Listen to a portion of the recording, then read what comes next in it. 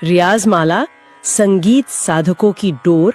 दोस्तों, आज मैं आपको एक ऐसा रियाज सिखाने जा रहा हूँ जिसे देख करके शायद आप हैरान हो जाएंगे।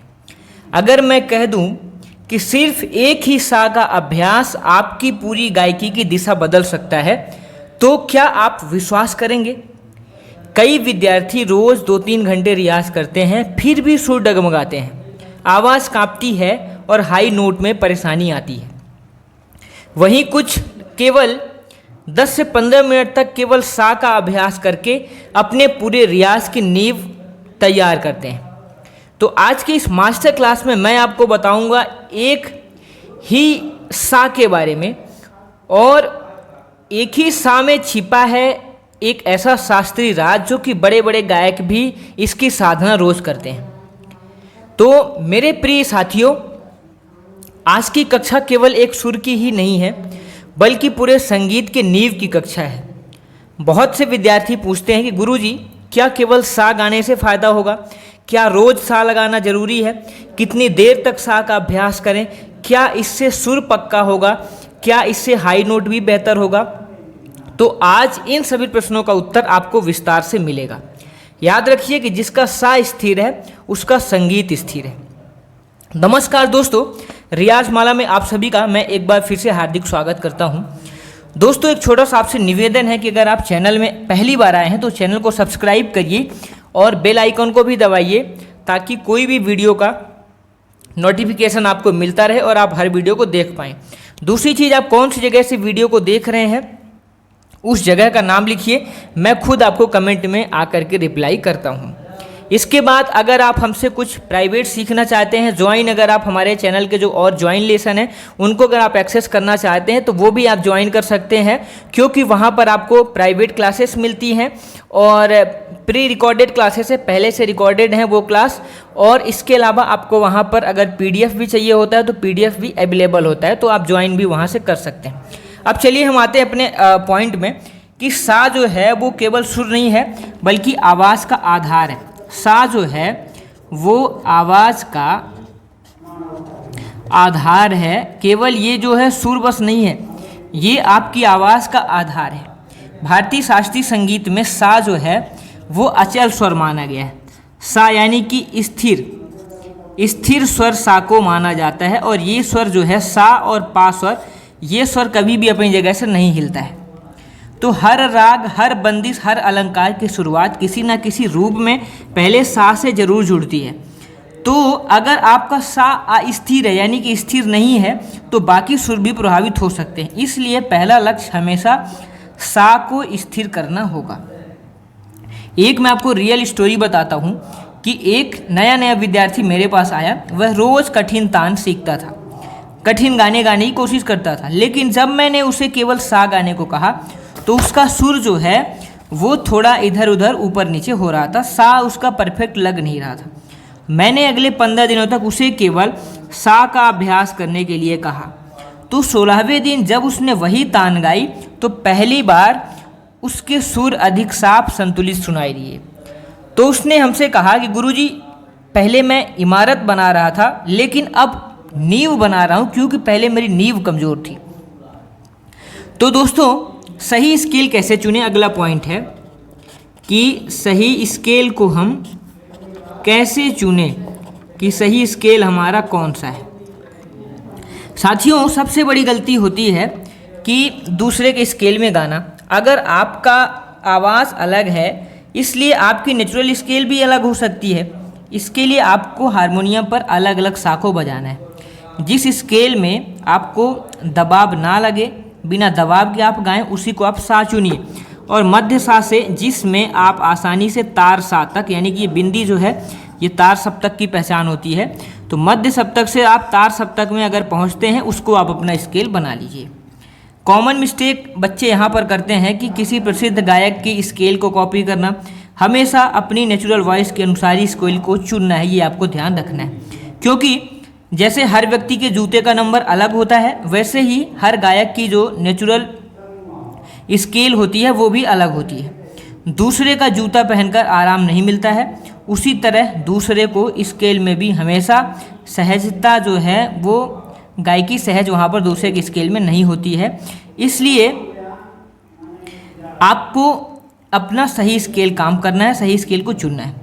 पॉइंट नंबर 3 की अगर मैं बात करूँ तो यहाँ पर सा सुनना सीखना है, केवल गाना नहीं है। अगला काम हमें है कि सा को जो है उसको हमें सुनना सीखना है, सा को आपको सुनना है। तो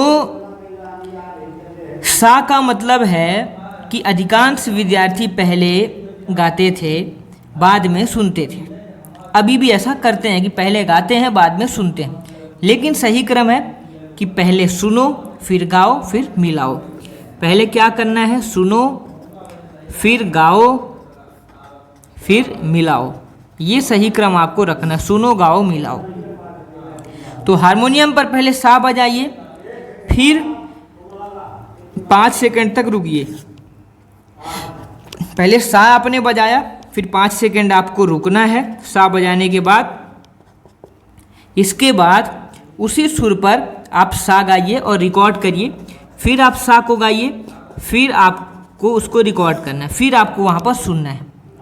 क्योंकि मेरी एक छात्रा थी, वो रोज़ कहती थी कि सर मेरा सुर ठीक नहीं बैठता है, तो मैंने उससे कहा कि आज केवल तुम सुनो, गाना कम गाओ, केवल सुनो तुम। तो एक सप्ताह बाद उसने महसूस किया कि उसकी लिसनिंग पहले से बेहतर हो गई है और सुर मिलाना आसान लगने लगा है, उसको सुर की समझ भी होने लगी है।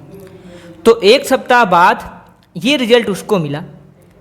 तो अब आपको क्या करना है कि लॉन्ग सा का अभ्यास करना है। अगला पॉइंट, लॉन्ग सा का आपको रियाज करना है, ये काम आपको करना है। अब असली साधना यहीं से शुरू होती है। पहला, गहरी सांस लीजिए, एक ही सांस में सा को गाइए और कम से कम 8 से 10 सेकंड तक आपको गाना है। इसके बाद आवाज़ बिल्कुल सीधी रखने हैं और वॉल्यूम को बिल्कुल आपको नॉर्मल रखना है, वॉल्यूम को चेंज नहीं करना है। सुर को हिलाना नहीं है, आखिर में आवाज़ नीचे नहीं गिराना है। और सल्यूशन इसका है कि कम समय तक गाना है, लेकिन पूरी स्थिरता के साथ। क्योंकि दोस्तों अगर आप दीवार पर सीधी लाइन खींचना चाहते हैं तो हाथ जो है वो स्थिर होना चाहिए, वैसे ही लॉन्ग सा में आवाज़ भी स्थिर होनी चाहिए, ये ध्यान रखना है। तो जो पहला 7 दिन आपको काम करना है, 7 डे, तो पहले 7 डेज का आपको काम ये है कि 2 मिनट क्या करना है, 2 मिनट ब्रीदिंग करनी है, 2 मिनट ब्रीदिंग। इसके बाद आपको 3 मिनट जो है हमिंग, 2 मिनट ब्रीदिंग, फिर 3 मिनट हमिंग, फिर आपको 10 मिनट तक लॉन्ग सा करना है। आपको हर उसमें आपको रोकने की कोशिश करना है, आवाज़ को लॉन्ग सा करना है 10 मिनट। फिर 5 मिनट जो है वो हारमोनियम को सुनना है, 5 मिनट केवल हारमोनियम को आप सुनिए। फिर इसके बाद आपको 5 मिनट अपनी रिकॉर्डिंग को करना है और रिकॉर्डिंग करने के बाद अगले 5 मिनट आप उसको सुनेंगे, अपनी रिकॉर्डिंग सुनेंगे। ये काम आपको करना है। होमवर्क आपका यही है कि रोज़ 20 बार लॉन्ग सा को लगाना है और हर दिन अपनी रिकॉर्डिंग सुनिए और उसके बाद नोटबुक में लिखिए कि आज का सुर कितना स्थिर था, आज जो आपने किया, सांस कितनी देर तक रुक रही है ये भी आप नोट करेंगे, आवाज़ कहाँ पे हिल रही है, कौन से सुर लगाने में आवाज़ आपका हिल रहा है, आवाज़ कहाँ हिल रही ये भी आपको ध्यान देना है। तो अभी आपने क्या सीखा कि सा जो है वो पूरे गायकी की नींव क्यों है, सही स्केल कैसे चुनना है, पहले गाना फिर गाना क्यों ज़रूरी है, लॉन्ग सा का सही अभ्यास क्या है, शुरुआती विद्यार्थियों की बड़ी गलतियाँ आपने यहाँ पर जानी। तो जो विद्यार्थी रोज़ सा को साधता है वह धीरे धीरे अपने पूरे संगीत को साधने लगता है। महान गायकी की शुरुआत कठिन तानों से नहीं बल्कि एक स्थिर सा से होती है। तो अगला हमारा प्लान यहाँ पर क्या सीखने का, अगला प्लान है कि लॉन्ग सा का वैज्ञानिक रियाज, वॉइस प्लेसमेंट की सही टेक्निक, रेजोनेंस बढ़ाने के आपको एक्सरसाइज, बिगनर और एडवांस स्टूडेंट के लिए अलग अलग प्रैक्टिस पैटर्न, इसके बाद हारमोनियम डेमोन्स्ट्रेशन, फिर आपको मैं यहाँ पर कुछ कॉमन मिस्टेक्स और इन सारी चीज़ों की बात करूँगा। तो अगला पॉइंट हमारा है कि बहुत से विद्यार्थी सोचते हैं कि सर सा तो सिर्फ एक सुर है, इससे क्या होगा, लेकिन सच यह है कि अगर आप सा का सही अभ्यास सीखें तो इसी एक सुर से आपका जो है वो ब्रीद ब्रीद कंट्रोल बेहतर होगा, वॉइस स्टेबिलिटी बढ़ेगी आपकी, वॉइस स्टेबिलिटी भी आपकी बढ़ेगी। इसके बाद रिजोनेंस के ऊपर आप बढ़िया से काम कर पाएंगे। फिर आप पूरी शुद्धता से सुर जो है वो मजबूत होगा, पूरे रियाज की आपकी गुणवत्ता बढ़ सकती है। तो आज हम यही सीखेंगे। तो दोस्तों, अधिकांश विद्यार्थी जो हैं वो सा को केवल एक शुरुआती अभ्यास समझते हैं, लेकिन बड़े उस्ताद जो हैं वो सा को दैनिक दिनचर्या की तरह लेते हैं। जिस तरह कोई वैज्ञानिक प्रयोग शुरू करने से पहले अपने उपकरण को सही सेट करता है, उसी तरह गायक अपनी आवाज़ को सा से तैयार करता है। तो आज का उद्देश्य केवल सा गाना नहीं है, बल्कि सा को फील करना है, सा को आपको महसूस करना है। ये आपका आज का उद्देश्य है। तो लॉन्ग सा से ब्रीथ कंट्रोल कैसे विकसित होगी, आपको ये भी पॉइंट ध्यान रखना है कि लॉन्ग सा से ब्रीथ कंट्रोल, लॉन्ग सांस से ब्रीद कंट्रोल किस तरीके से बेहतर होगा। पहले भाग में आपने भी क्या देखा यहाँ पर वीडियो के कि सा को कैसे लगाना है, अब उसे सही तकनीक से कैसे करेंगे इसको भी आप जानिए। पहला तो जो बैठने का पोजीशन है कि रीढ़ की हड्डी को सीधा करके बैठिए, नाक से धीरे धीरे सांस लीजिए, सांस भरते समय कंधे ऊपर नहीं उठाना है और सा को केवल एक समान आवाज़ में गाना है। लक्ष्य यह हमारा नहीं है कि सबसे लंबा सा लगाएं, लक्ष्य यह है कि पूरा जो सुर है वो पूरा सुर एक जैसा लगे। एक छात्र मान लीजिए कि 20 सेकंड तक सा लगाने की कोशिश करता था, ये एक छात्र ए है, ये एक बी। मान लीजिए कि ये 20 सेकंड तक सा लगाने की कोशिश करता है और जो बी है दूसरा छात्र, वो 8 सेकंड के बाद इसकी आवाज़ जो है वो कांपने लगती थी। तो मैंने कहा कि 20 सेकंड भूल जाओ, पहले तुम 10 सेकंड सुर को स्थिर करो। फिर 15 दिन बाद उसका जो 10 सेकंड का रियाज था वो 10 सेकंड का सा पहले से कहीं अधिक सुंदर और नियंत्रित हो गया इस 20 सेकंड वाले से। तो कहने का मतलब है कि आवाज़ हमारी भले सांस कम रुके, लेकिन जितना भी सुर लगाएं तो वो सुर हमारा सही होना चाहिए। तो 15 दिन बाद जब उसका आवाज़ बेहतर हो गई तो उसे समझ में आ गया कि लंबाई से पहले ज़रूरी है गुणवत्ता। तो जितनी देर हो सके उतनी देर आवाज़ को खींचना ये गलत बात है कि आप जितना खींच लें आपको लग रहा है कि बहुत बेहतर हो गया, ऐसा नहीं होता है। पहले स्थिरता, फिर धीरे धीरे अवधि को बढ़ाइए। वॉइस प्लेसमेंट कहाँ से निकलेगी, ये बहुत ज़रूरी सवाल है। तो बहुत से विद्यार्थी पूरा जोर गले पर डालते हैं, उससे आवाज़ हमारी जल्दी थक जाती है। तो गले पर जो है, गले पर जोर नहीं डालना है, ये आपको ध्यान में रखना है। तो आवाज़ को सहज रखना है, गर्दन, जबड़ा और कंधे को रिलैक्स रखना है। पहले क्या करना है, पहले आपको माँ गाना है, जैसे कि आप हम गाते हैं, माँ गाइए, फिर आप सा गाइए, फिर माँ गाइए और इस तरीके से करके आप फिर सा गाइए। मध्य सप्तक से शुरू कीजिए, मंद सप्तक पहले आप मंद यहाँ पर गाइए, मध्य सप्तक का माँ, फिर मंद सप्तक का सा, फिर मध्य सप्तक का माँ और फिर तार सप्तक का सा। यानी कि एक साइन बताता हूँ मैं, जिसके ऊपर नीचे बिंदी लगी हुई है वो मंद सप्तक का है, जिसके ऊपर बिंदी लगी रहती है वो तार सप्तक का है। तो पहले माँ आपको मध्य सप्तक, यहाँ पर कोई चिन्ह नहीं है, फिर सा गाइए, ये भी मध्य सप्तक का है, फिर माँ गाइए, कोई चिन्ह नहीं, ये भी मध्य सप्तक का है, और फिर ये तार सा गाइए, ये आपका तार सप्तक का है। इस तरीके से ये चीज़ को रखना है। तो अब बात आती है रिजोनेंस का। रिजोनेंस क्या है? रिजोनेंस का अर्थ होता है कि आवाज़ को खुल करके और संतुलित रूप से सुनाई देना। यह ज़्यादा चिल्लाने से नहीं आता है, यह सही रियाज से विकसित होता है। अभी जो रियाज हमने बताया माँ सा, ये रियाज आपको यहाँ पर बेहतर तरीके से काम करता है। धीरे धीरे हर सुर के ऊपर ध्यान देना है। आवाज़ को बहुत देर तक खींचने की कोशिश नहीं करना है कि ज़्यादा सांस आपने ज़बरदस्ती आप गले को ज़्यादा देर तक रोकने की कोशिश करें, नहीं। कंट्रोल्ड वॉइस निकालनी है, जितनी आप सांस कंट्रोल से ले सकते हैं उतना रोकना है। रेजोनेंस का मतलब कभी होता ही नहीं कि लाउड वॉइस या फिर आपको बैलेंस्ड वॉइस ना मिले। तो बैलेंस्ड वॉइस बनाना है, ये चीज़ आपको रखना है। क्योंकि आप खुद सोचिए कि एक कमरे में घंटी धीरे धीरे बजाई जाए तो उसकी गूंज साफ सुनाई देगी, लेकिन अगर उस घंटी को बहुत ज़ोर से पटक देंगे तो ध्वनि जो है वो पूरे कमरे में गूंज जाएगी और हमें मधुर सुनाई नहीं देगी। तो आवाज़ भी ऐसे ही होती है। तो अब हमने क्या बताया था कि हारमोनियम मैचिंग प्रैक्टिस आपको कैसे करनी है। पहले आपको सा बजाना है, हारमोनियम मैचिंग में सा को बजाना है, फिर उसको सुनने की कोशिश, फिर सुनना है, फिर उसी पिच पर गाने की कोशिश करना है, फिर उसी पिच पर गाना है और फिर इसके बाद रिकॉर्डिंग को सुनना है। पहले सा बजाइए हारमोनियम में, उसको सुनिए, फिर उसी पिच में वापस से आप गाइए बिना हारमोनियम के, फिर रिकॉर्ड करिए, फिर उसको सुनिए क्या मैच हो रहा है बिना हारमोनियम के। अगर आपका सुर हारमोनियम से मेल खा रहा है तो मतलब आप सही रास्ते में चल रहे हैं। एक छात्र मुझे हमेशा कहता था कि सर मुझे लगता है कि मैं सही गा रहा हूँ। जब रिकॉर्डिंग सुनी तो पता चला कि हर बार थोड़ा सा सुर ऊंचा हो रहा है, कहीं नीचा हो रहा है। उसने उस दिन से पहले सुनो फिर गाओ ये नियम का अप्लाई किया और फिर इसके बाद उसकी आवाज़ बेहतर हो गई। तो बिगनर से एडवांस तक की प्रैक्टिस क्या करनी है, आपको 10 बार जो है वो लॉन्ग सा लगाना है, पहला काम। 5 मिनट आपको हारमोनियम के साथ आवाज़ को मैच करना है, फिर इसके बाद 5 मिनट आपको हमिंग करनी है, 5 मिनट हमिंग करनी है, आपको ये काम करना है। तो 15-20 सेकेंड लॉन्ग नोट अपनी क्षमता के अनुसार, सा से पा, वापस से सा, और धीरे धीरे डायनामिक कंट्रोल, धीरे सामान्य इस तरीके से आपको इसके बाद रिकॉर्डिंग का अपने एनालिसिस करना है।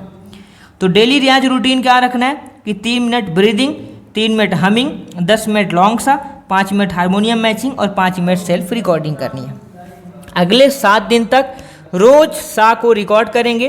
पहले दिन और 7वें दिन की रिकॉर्डिंग को सुनेंगे। आज मान लीजिए आपने शुरू किया, आज रिकॉर्ड कर लीजिए, फिर आप 7वें दिन रिकॉर्ड करिए, फिर आप दोनों दिन की रिकॉर्डिंग को सुनिए और मैच करिए, क्या फ़र्क आया, कितना फ़र्क पड़ रहा है, उससे अपनी आवाज़ को कैलकुलेट करिए। फिर आप हमें कमेंट में आकर के यहाँ पर बताइए।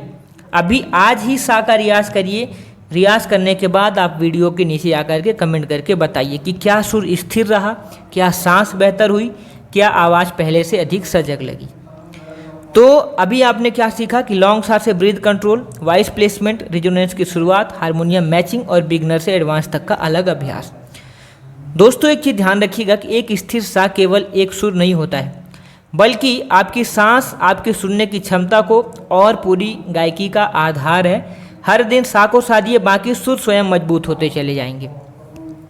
सिर्फ सा से पूरे सप्तक पर नियंत्रण कैसे बनाएं, ये भी हमारा सवाल बहुत ज़रूरी है।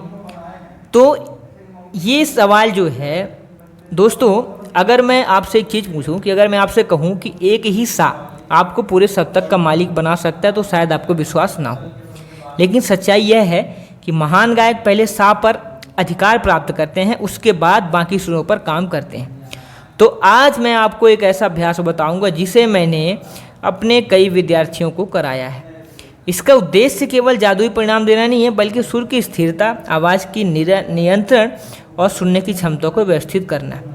तो हमने ये तो रियाज आपको बता दिया, जितना भी रियाज था, ये जो मेरा वादा था। तो लेकिन इसमें एक चीज़ ऐड करना, जिसके लिए मैंने अभी बोला कि सही स्केल, लॉन्ग सा, ब्रीथ कंट्रोल, वॉइस प्लेसमेंट और रिजोनेंस।